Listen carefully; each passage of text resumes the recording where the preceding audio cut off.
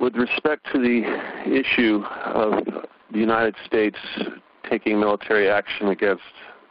ISIS or ISIL or IL, whatever they are calling this organization right now, my response to the people that have been asking me about this is that if you want to get to the root of the problem and remove this organization, the first thing they need to do is remove the funding and take care of the entities responsible for the creation of this group, and that would bring the forces here at home, because clearly this is entirely a farce. This is a completely fabricated enemy. The funding is completely from the United States and its allies, and for people to think that this enemy is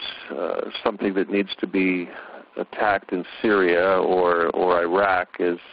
a farce, because obviously this is something that we created, that we control, and only now it has become convenient for us to attack this group as a legitimate enemy. And clearly when they say that they don't need permission to go into Syria and attack that country, one can only imagine how long it will be before they are dropping bombs on the home of Bashar Assad. So I think that this is a complete farce, and I think that the American public, I would like to believe that they are not completely ignorant of the source of this, but obviously these tactics that they are using with the executions, the videotaped executions or alleged executions, are designed to create massive amounts of fear and cause a response here at home, or a knee-jerk reaction, if you will,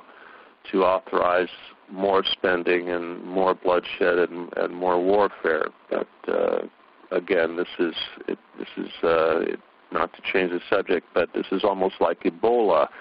which everyone is also getting upset about, and we know that this has been patented by the U.S. government, and this is just another terror weapon. So I believe that this ISIS group would probably go away and would be easily defeated by the